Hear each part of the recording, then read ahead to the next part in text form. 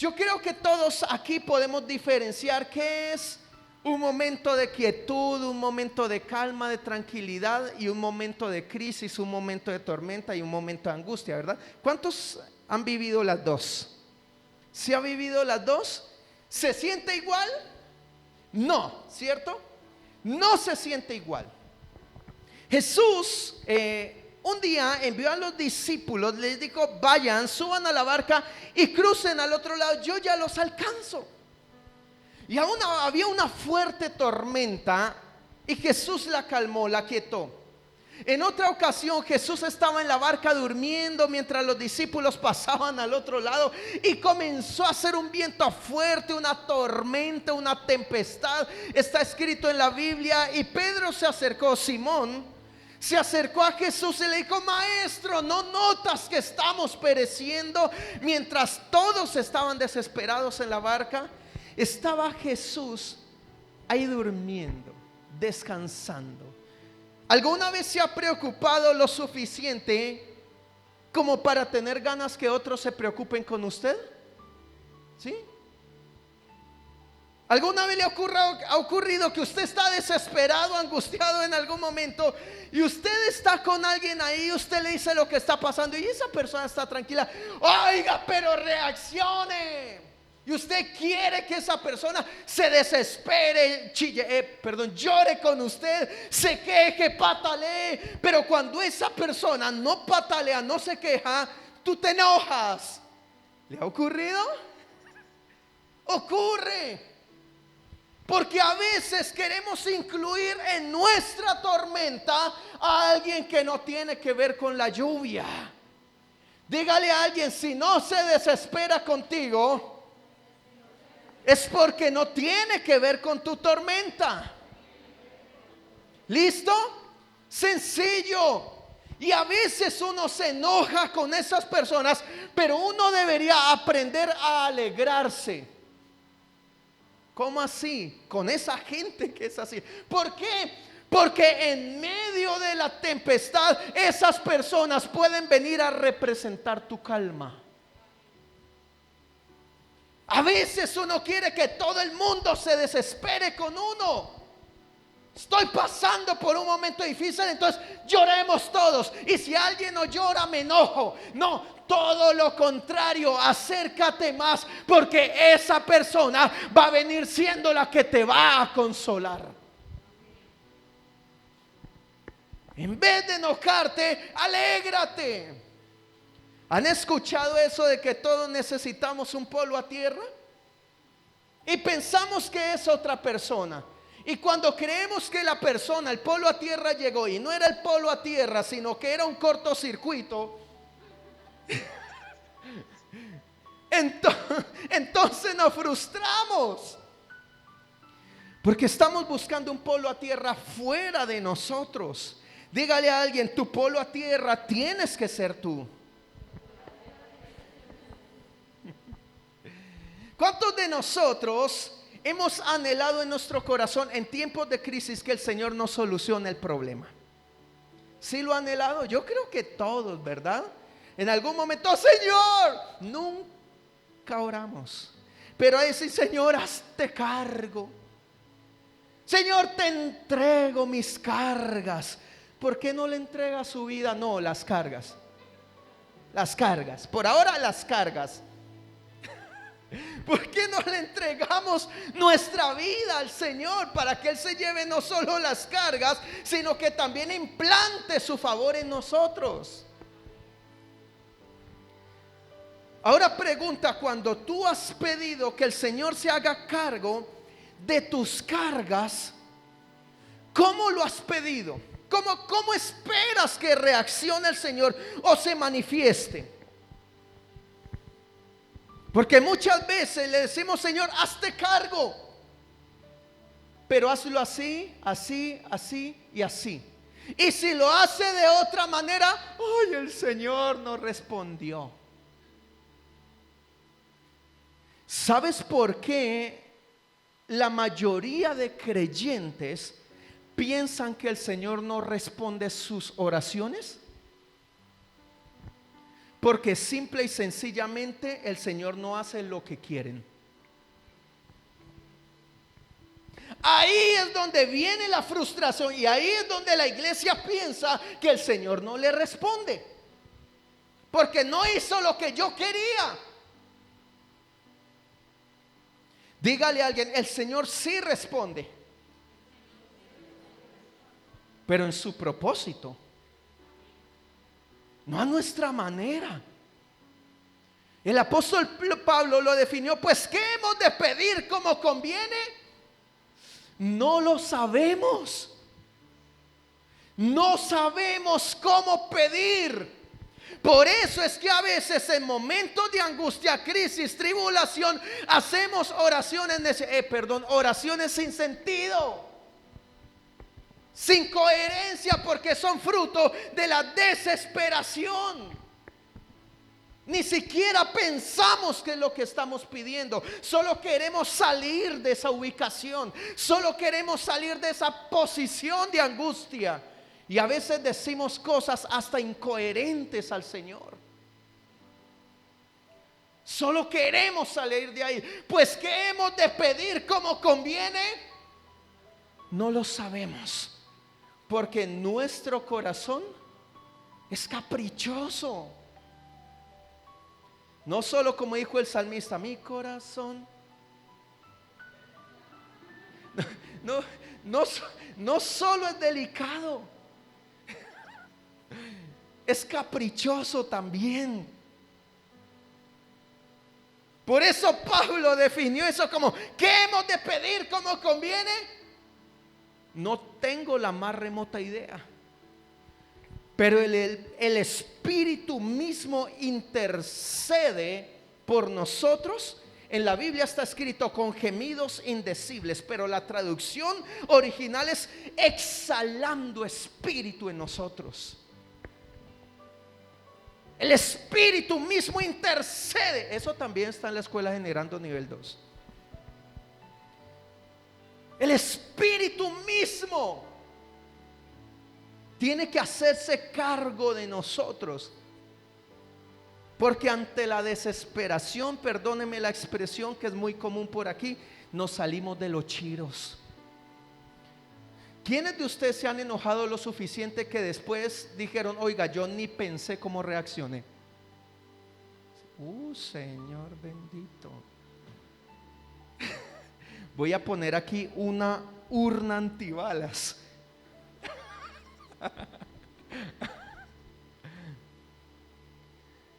Todos hemos reaccionado de esa manera. Nos hemos salido de nuestras casillas, como dicen. Y cuando hemos orado al Señor, no hemos visto la respuesta de Dios como lo queríamos. Pero yo te aseguro algo. El hecho de que no hayas visto lo que querías no quiere decir que el Señor no respondió.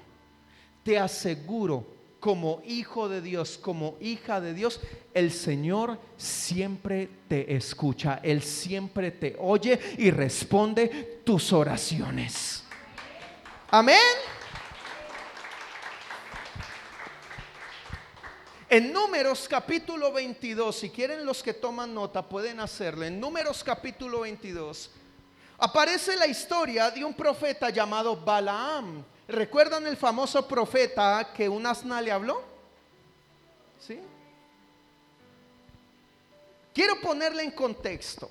Un profeta, alguien que le daba dirección al Señor, y el profeta iba y soltaba la palabra y las cosas ocurrían como el Señor había predestinado.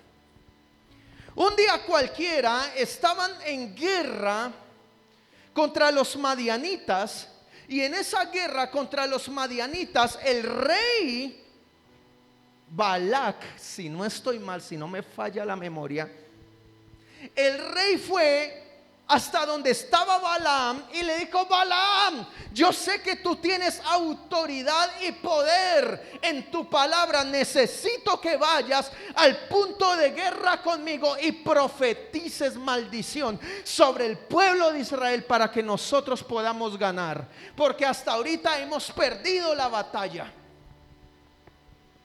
¿Y saben qué hizo Balaam?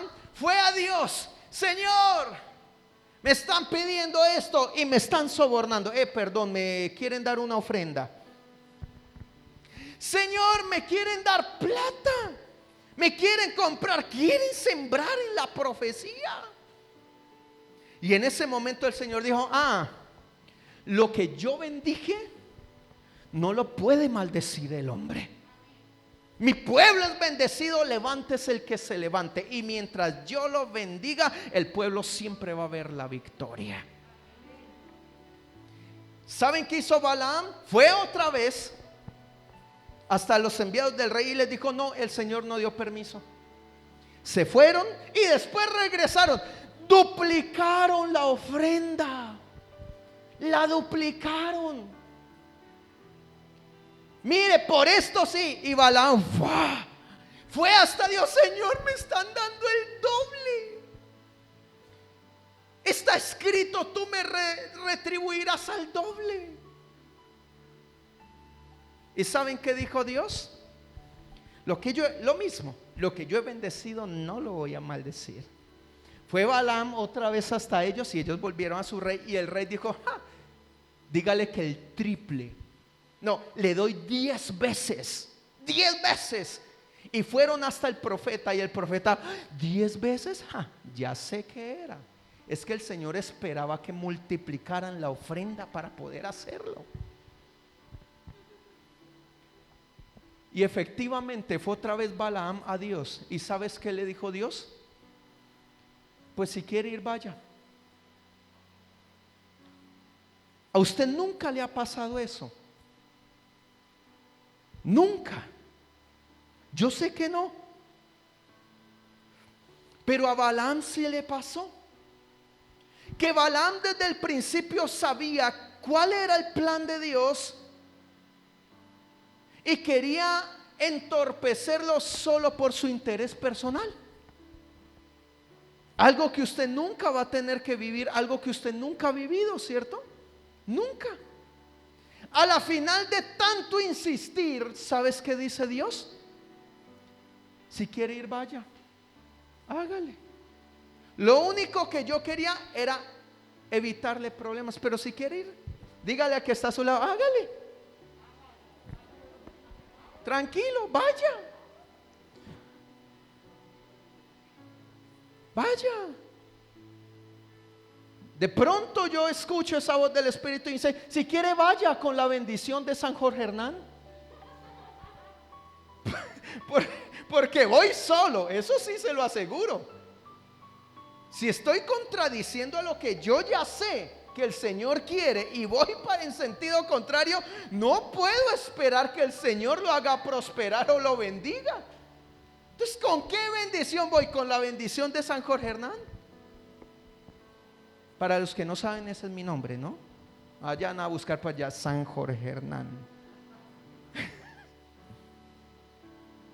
¿No? ¿Y sabes qué pasó? En el camino Balaam iba sobre su burrito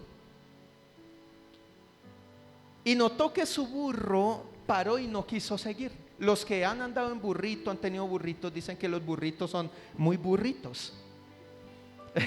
Son muy burros, que si se quedan ahí nadie los mueve. Eso es lo que yo he escuchado de varias personas. Que esos, que como dicen, que más terco. ¿Sí? Y ahí no se movió el asna, el burro. ¿Y saben por qué no se movió? Ahí ustedes en Números pueden leer toda la historia. Había un ángel con una espada desenvainada enfrente de ellos, dispuesto a cortar cabezas. ¿Y saben quién lo vio? El burro. No el asna de Balaam, sino el burro.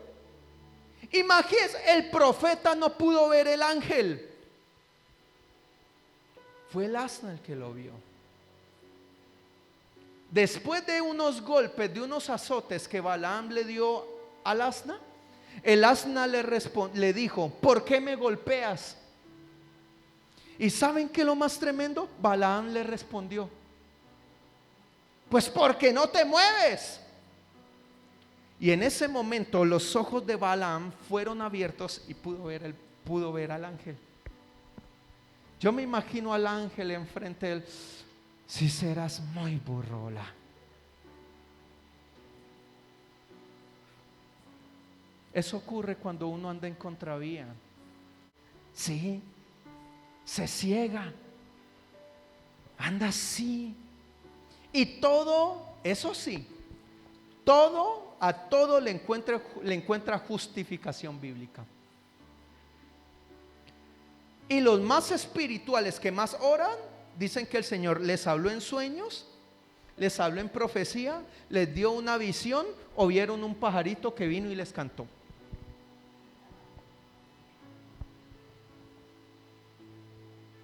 Dígale a alguien, nada puede justificar el ir en contra de la voluntad de Dios.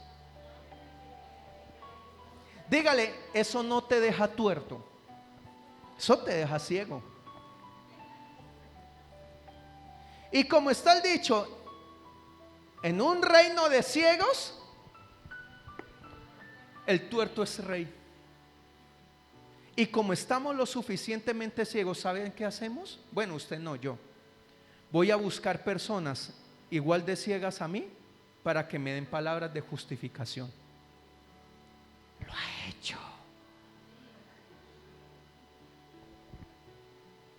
¿Sí ve? Dígale al que está a su lado, el Espíritu te está escaneando.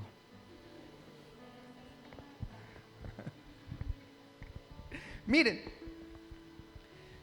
en ese momento ocurrió algo particular. Y es que el Señor estaba generando una tormenta. Y de pronto dice, ¿cómo hace una tormenta? Un conflicto. Diga conmigo, conflicto. Eso era lo que estaba creando en ese momento el Señor. Estaba generando un conflicto. ¿Para qué? Para afirmar cuál era su propósito. ¿Saben qué le dijo el ángel a Balaam? Le dijo, mira, yo te dejo pasar y no te mato, solo para que vayas y confirmes la bendición a mi pueblo. ¿Y saben qué hizo Balaam? Fue y confirmó la bendición al pueblo. ¿Se imaginan el enojo del rey? Y llegó y le dijo, rey, es que yo no puedo maldecir lo que el Señor ya bendijo.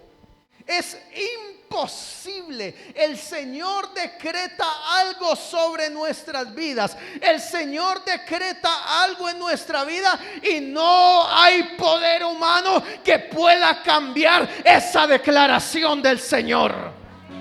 No hay poder humano que lo quebrante. Y ahí se encontraba la guerra entre el pueblo de Israel y los madianitas. Y un profeta que quería una ofrenda muy grande, pero que no podía contradecir la palabra de Dios. Algo que sí quiero que tengas en tu corazón: nada puede cambiar lo que el Señor decretó. Yo he escuchado personas, han llegado, han llorado conmigo. Bueno, las he visto llorar y me dicen, es que vino el profeta y me dijo esto y para mí eso es una maldición. Y yo le dije, ¿quién te dijo que como hijo el Señor te iba a hablar así? Nunca, el Señor nunca profetiza tu vida si eres hijo para maldecirte. El Señor te profetiza para direccionarte, y esa dirección es para que camines de gloria en gloria y de victoria en victoria en su nombre. Si lo crees, di amén. Aleluya. Es para eso. ¿Y saben qué ocurrió con los madianitas? Fueron derrotados. Y no solo eso, quiero que crucemos un poquito una historia. Y es que en esa misma guerra que te estoy contando de Balaam con el rey de los madianitas en contra del pueblo de Israel, ¿saben quién estaba liderando al pueblo de Israel? Ustedes que leen harta Biblia,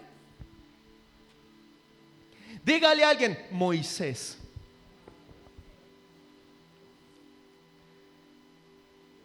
Curioso, ¿verdad? ¿Qué hacía Balaam por allá perdido de playa? ¿No debería estar con el pueblo de Israel? ¿Qué hacía por allá? Dígale a alguien, pescando oportunidades. Eso es lo que le ocurre a muchas personas que andan picando y picando por ahí para el río y para abajo, pescando oportunidades. Ahí estaba Balaam. Dígale al que está a su lado, buscando la ofrenda. Ahí estaba, buscando oportunidades. Y al otro lado de la línea de batalla estaba Moisés. ¿Quién estaba direccionando a Moisés? ¿Quién? No había pierde. No había pierde. ¿Y saben quién ganó? Israel. ¿Y saben quién murió? Balaam. Balaam murió. ¿Y saben por qué murió? No porque fuera su hora, sino porque estaba en el momento y en el lugar equivocado. El Señor creó una tormenta ahí para que tú y yo pudiéramos ver algo, y es lo siguiente: no importa si alguien con rótulos de Dios viene y te declara cosas contrarias al propósito de Dios. Aún hay alguien que un día fue maldecido por su mamá y decretó su mamá algo de maldición, y hasta hoy le ha dolido eso porque sus papás no creyeron en ti. Yo quiero decirte, aún no hay palabra de papá, aún no hay palabra de mamá que pueda contradecir a aquello que el Señor ya predestinó para tu vida. No lo hay. ¿Para qué esa tormenta? Para entender que sin importar si alguien con autoridad viene y quiere lastimar tu vida, el Señor siempre va a ser tu defensor y te va a sacar en victoria total. Siempre. Siempre. Dígale a alguien, no importa si viene Balaam. No importa si declara algo contrario a la bendición de Dios en tu vida, el Señor siempre va a cumplir en ti aquello que determinó para tu pasado, presente y futuro. Siempre, en todo tiempo. Fruto de esta guerra, miren esto, les voy a resumir todos esos capítulos. Fruto de esa victoria que obtuvo Moisés, ¿saben qué hicieron? Los israelitas mataron a todos los hombres, niños y mujeres adultas, y dejaron las muchachas, las más jóvenes y bonitas, y a las niñas vírgenes. ¿Y saben qué hicieron? Se las repartieron entre todos. Y está escrito en la Biblia que el Señor se enojó. Porque es que cuando el Señor quiere arrancar un enemigo de nuestra vida, el Señor quiere sepultarlo, no dejarle un brazo por fuera. Pregunta: ¿el Señor te sacó de algo y tú te volviste a meter ahí? Y ahora estás esperando que el Señor transforme la situación. Dígale a que está a su lado, no lo hace. No lo hace. ¿Sabes por qué? Porque Él ya te sacó de ahí. ¿Para qué te volviste a meter? ¿Para qué? Luego no querías que el Señor te solucionara eso y no lo solucionó. Ahora, ¿por qué volviste a ello? Y ahora, después de a voluntad propia volver a lo mismo, estás esperando que el Señor haga algo, pero seguir ahí. Ay, ay, ay. A usted no le ha pasado eso. A mí sí. Y sé que es eso. ¿Sabes qué quería el Señor?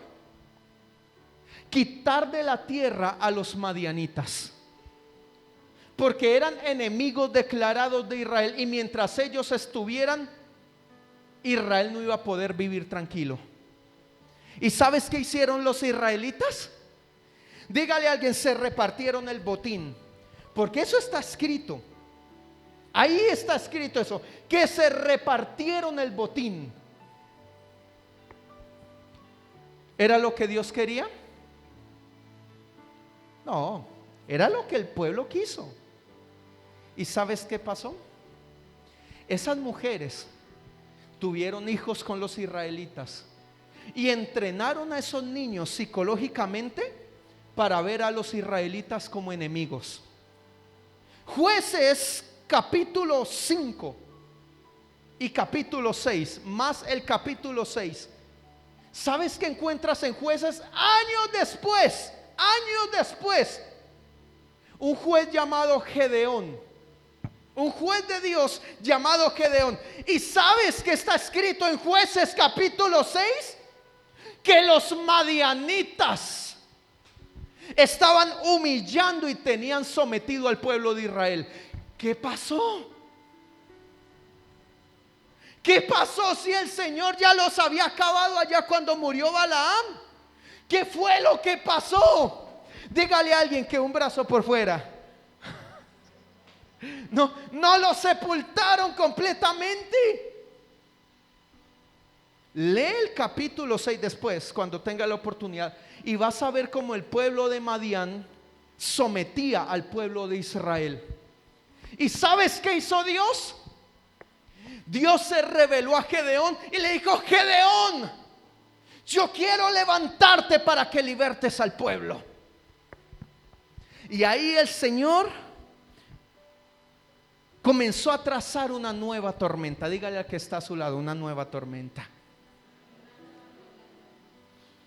Y en esa nueva tormenta, ¿sabes quiénes perdieron? Los madianitas. Pero ¿sabes qué está escrito en la Biblia? Que los madianitas fueron raídos, acabados y desaparecidos en toda la tierra. Nunca jamás se volvió a escuchar de un madianita en la Biblia. Se quitaron el problema de encima. Jueces capítulos 8, versículo 28. Quiero que vayas conmigo rápidamente, por favor. Jueces 8, 28.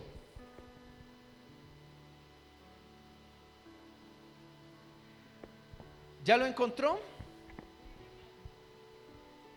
Jueces 8, 28. Así fue subyugado, ¿quién? Madián delante de los hijos de Israel, y nunca más volvió a levantar cabeza. Dígale al que está a su lado, eso fue lo que hizo Dios.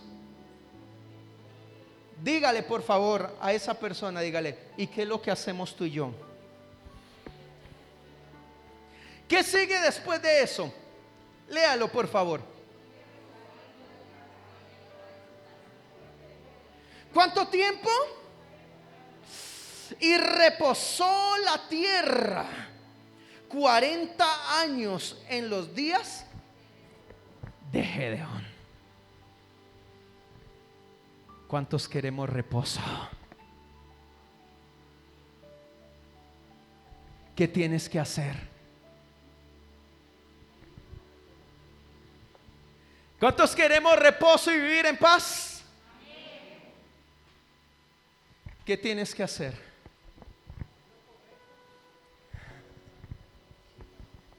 Dígale al que está a su lado, bórralo del mapa.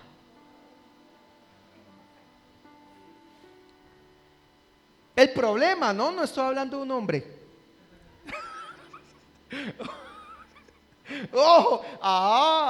Dice, dice, pastor, no te lo reveló carne ni sangre.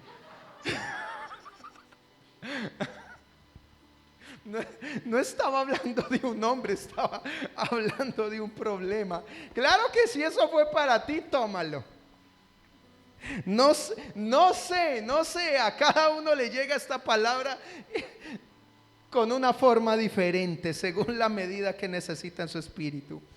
Si tú lees Jueces capítulo 5, versículo 31, hubo una mujer llamada Débora que se levantó también como juez. Derrotó a los enemigos. Y mira lo que está escrito en el versículo 31. Te lo voy a leer rápidamente. Así perezcan todos tus enemigos, oh Jehová, mas los que te aman sean como el sol cuando sale en su fuerza. Y la tierra reposó 40 años. ¿Sabes qué es lo que Dios quiere de ti? Que reposes. Dígale a alguien, por favor, reposa. El reposo de Dios es el hecho de que tú puedas movilizarte todos los días de tu vida tomando la bendición que ya te corresponde en Cristo, teniendo la certeza de que vas a poder disfrutarla con libertad y plenitud. Te lo repito, el reposo de Dios es que tú andes por la vida cada día de tus días con la certeza y la confianza de que puedes ir y tomar la bendición de Dios que ya en Cristo te pertenece, poderla disfrutar, gozar en libertad y total confianza de que el Señor no te va a fallar.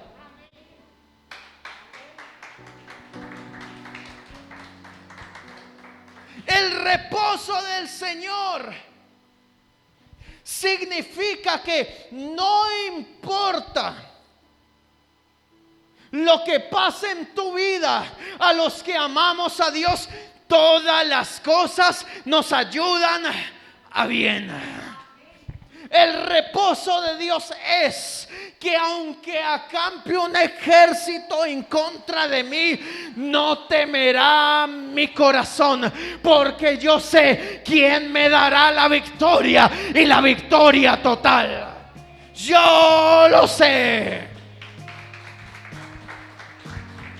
El reposo del Señor es la confianza de que yo voy a trabajar, yo voy a marchar, yo voy a caminar, yo voy a conquistar y siempre voy a obtener la victoria, porque en Cristo Jesús ya me fue dada.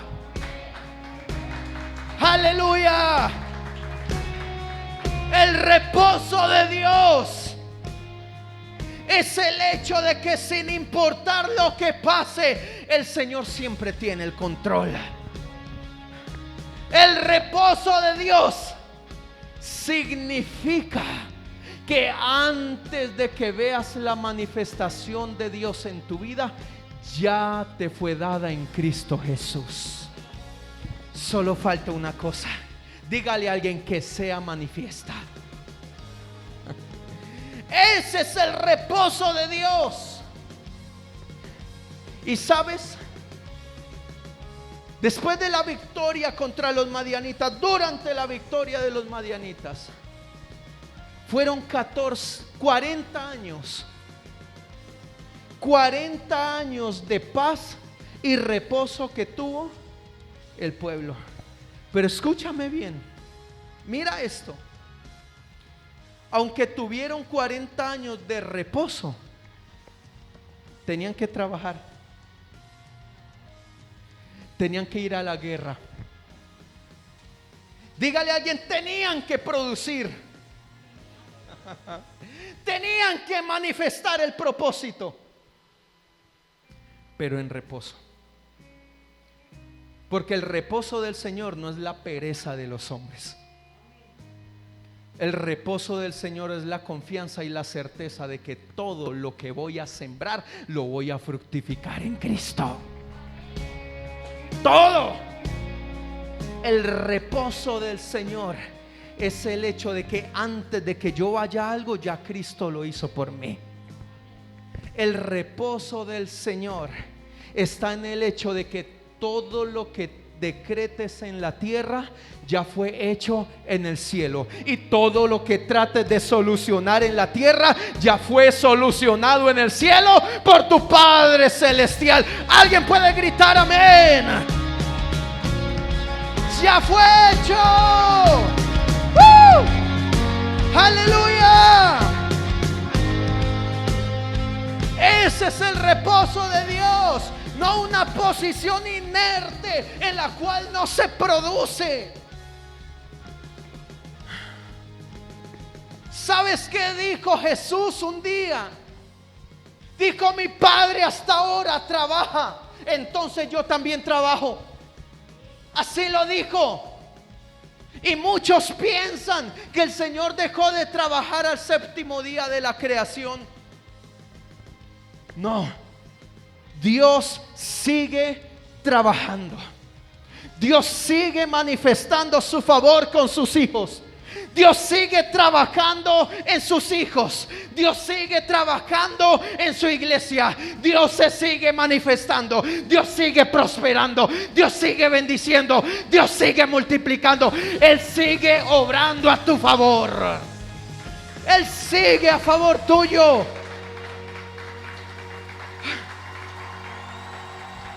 Pero en reposo. Pero en reposo. Porque aunque el pueblo tuvo 40 años de reposo, aún tenía tormentas.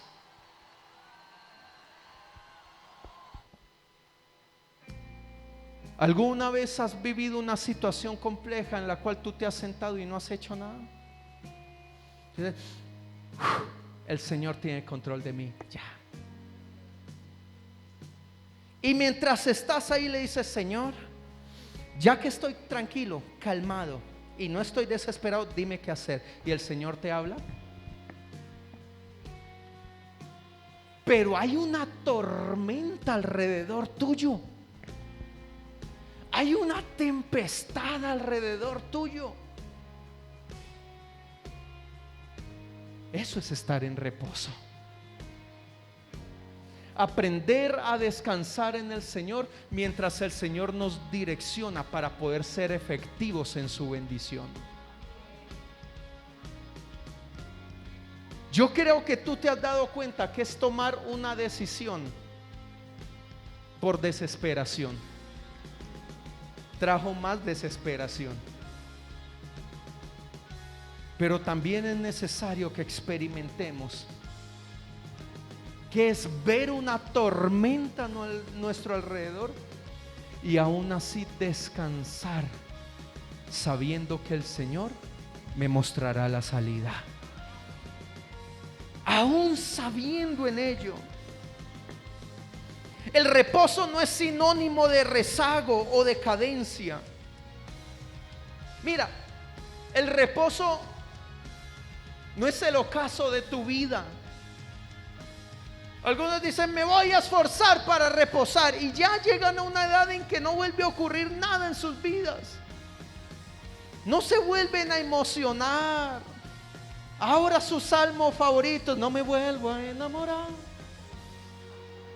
Ya no aspiran a nada, no esperan nada. Simplemente están ahí dejándose morir y hacen lo estrictamente necesario. Ese no es el verdadero reposo. Te voy a mostrar qué es el verdadero reposo. Y entra conmigo a esta película. Estaba el pueblo de Israel a la orilla del Mar Rojo. Venía el ejército de los egipcios detrás. Y no venían para hacerles una fiesta de despedida. Venían para acabar con todos los israelitas. El pueblo de Israel volteó y vio que venían. Y se desesperaron tanto que comenzaron a renegar de por qué se habían ido de esclavitud, de esa esclavitud. Y sabes, Dios le dijo a Moisés: toca con tu vara el agua. Moisés lo hizo y el mar se abrió en dos. Mire esto. ¿Sí va en la película conmigo? Tú estás parado en la orilla del mar y tú ves que comienzan a abrirse las aguas. ¿Qué es lo primero cuál es la primera sensación que te llevas? Yo me asusto. Si no nos mataron los egipcios, el agua nos va a tragar. Y miren esto. ¿Cómo crees tú que se abrió el Mar Rojo hablando humanamente? Los científicos ya lo describieron. Y fue efecto de un viento fuerte.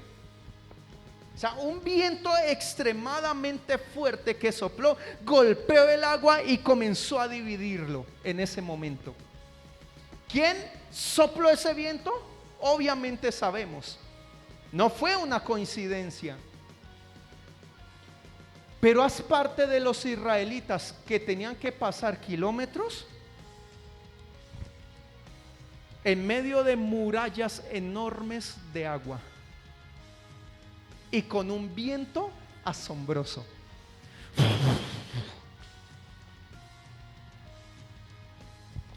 ¿Tú crees que eso es reposo?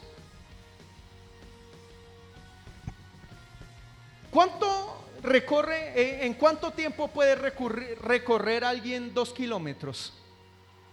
Ustedes que les gusta caminar harto y hacer deporte, ¿en cuánto se recorren 2 kilómetros aproximadamente a paso lento? ¿25? Fueron 25 minutos de un tornado y de agua salpicándoles la cara, y el miedo de que toda esa agua se les viniera encima. Muchos hablan de la gloria de que Israel pasó el mar en rojo en dos. Pero yo te hablo hoy de algo, de que ellos estaban asustados, estaban preocupados, tenían miedo, pero aún así cruzaron el mar.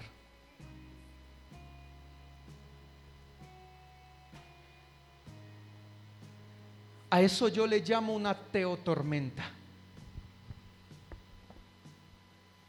Ese momento en el cual el Señor no te evita gotas de agua en la cara o un tornado en tu vida. Pero también ese momento que a pesar del tornado y la amenaza de ahogamiento, sabemos que el Señor tiene el control. Yo sé que el mismo Dios que abrió el mar en dos, ese mismo Dios con ese poder tiene el mismo poder para no dejarme ahogar en tiempos de tormenta. A veces esperamos en nuestra vida que nada nos ocurra. Sí, oh Señor, llévame a reposar. No, pide ir al cielo ya. Porque el reposo del Señor es esa condición en la cual hay tornados en tu vida, pero el Espíritu Santo llena de paz y certeza tu corazón, de tal manera que sabes que aún con susto, con miedo, preocupación, el Señor te va a sacar en victoria. Aún ahí. ¿Sabes para qué el Señor crea teotormentas? ¿Sabes para qué la teotormenta cuando Balaam quería ir a maldecir al pueblo por dinero? Se humilló, se rebajó de esa forma tan vil. Quería cambiar algo eterno por algo miserable, material que se acababa. ¿Sabes por qué el Señor creó esa teotormenta que generó una batalla y terminó en victoria para Israel? Para demostrarle a los siglos y las generaciones venideras que lo que el Señor declara, Él lo cumple sin importar las consecuencias. El Señor crea teotormentas para demostrarnos que no importa si hay gigantes que se levantan en contra de nosotros, lo que el Señor dijo, lo que Él decretó, lo que Él declaró, Él lo va a hacer sí o sí. Amén. Él lo va a hacer.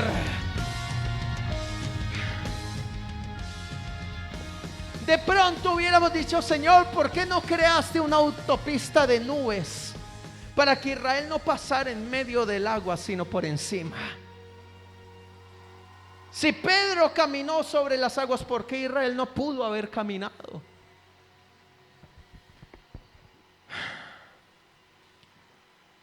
Porque el Señor crea teotormentas para que tú y yo aprendamos a conocer su carácter. ¿Alguna vez te has sentido así en medio de dos cúmulos de agua, con un ventarrón fuerte, amenaza de perder todo? Y aún así el Señor te sostuvo. A veces pensamos que por el hecho de estar en el Señor, nada nos va a ocurrir. Pero hoy quiero que nos bajemos de la nube y entendamos que es probable que nos toque caminar por en medio de las aguas. Yo no te estoy diciendo que no tengas miedo, porque no puedo exigirte algo que no puedo lograr. ¿Sabías que a mí me da miedo? Yo no te estoy diciendo que no te preocupes, porque sería mentiroso. Yo también me preocupo. Solo quiero hablarte no de mí, sino de ese carácter maravilloso de Dios, que crea teotormentas en nuestra vida solo para que lo conozcamos como un Dios fiel y maravilloso. A veces uno pregunta: Señor, ¿por qué no me evitaste esto? Dígale a alguien: fue necesario. Fue necesario para que le pudieras conocer. No se trata de que todos nuestros días caminen como si nada nos ocurriera. No. Muchas cosas pueden ocurrir, pero conocer el carácter de nuestro Padre nos lleva a tener la confianza de que a los que amamos a Dios, todas las cosas nos ayudan a bien. Nunca vas a poder evitarte o tormentas en tu vida,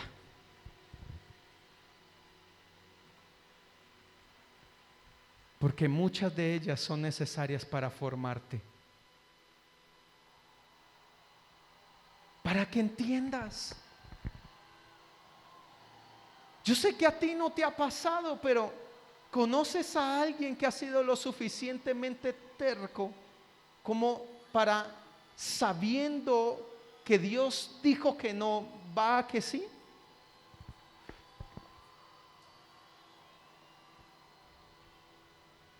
Yo sé que no eres lo suficientemente terco como Jonás, que el Señor te envía y tú te vas para el otro lado. Pero ¿qué si en algún momento nos encontramos en esa posición? Nos vamos a dar cuenta que llegan tormentas a nuestra vida, pero lo único que el Señor quiere es que le conozcas. No quiero tormentas. No te las busques. Así de sencillo. No te las busques. Ya estoy en una tormenta. Aprende la lección. 25 minutos asumiendo, dando un valor de tiempo, el pueblo de Israel pasando por en medio del Mar Rojo. Los 25 minutos más eternos de la vida. ¿Has vivido en un momento cruel en tu vida que sientes que ese tiempo como que no va a terminar? Que quizás fue una semana y tú dices, uy, para mí fue como un año.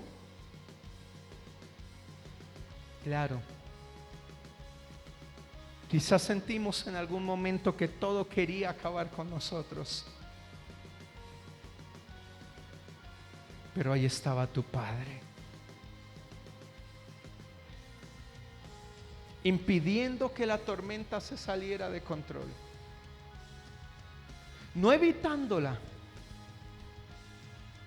porque fue y es necesaria, pero sí tomando el control para que crezcamos lo suficiente como para ser buenos administradores de la gracia de nuestro Padre Celestial.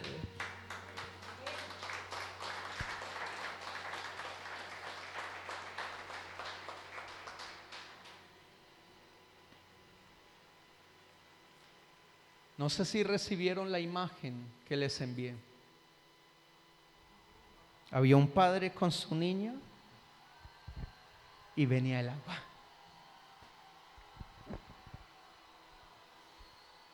Y sabes, muchas veces nada va a evitar que el agua te golpee.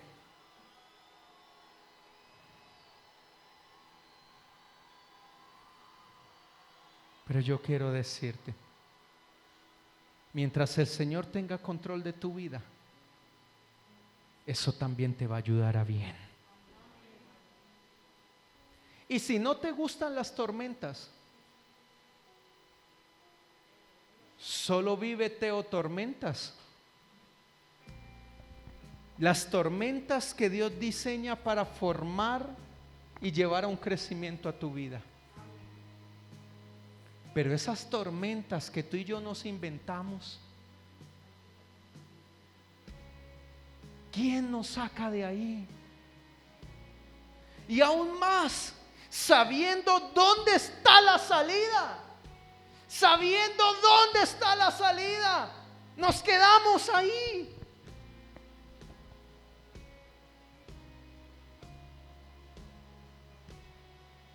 Y en vez de vivir 40 años de reposo, que a pesar de que hay que batallar, hay que luchar, hay que avanzar, hay que conquistar, hay que trabajar, hay que esforzarnos, dejamos de vivir en reposo y confianza en el Señor y comenzamos a vivir en angustias. Si hay una mujer al lado suyo, dígale, salen arrugas.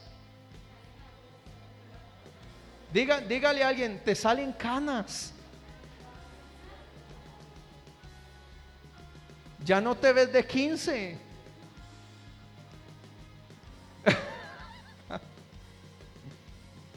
Ya no es de 15 años, sino de 15 décadas.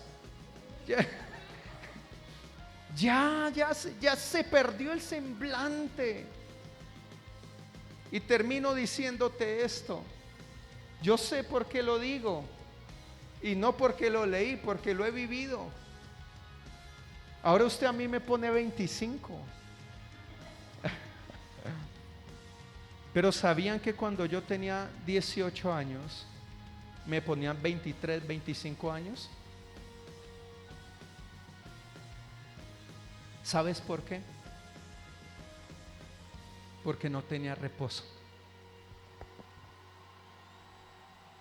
Porque me inventaba tormentas donde Dios no tenía nada que ver, sino mis malas acciones, mis malas decisiones. Y donde Dios por su misericordia me decía qué tenía que hacer y yo no lo hacía, iba y hacía todo lo contrario.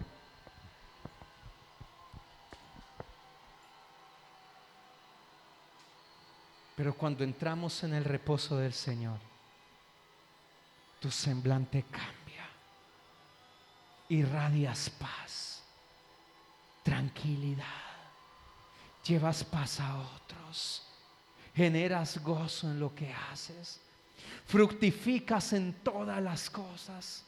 Y aunque hay momentos en los cuales sientes un viento fuerte que te está golpeando y agua salpicando al lado y lado, sabes que en esa tormenta es Dios el que tiene el control. Es Dios el que tiene el control. Aleluya.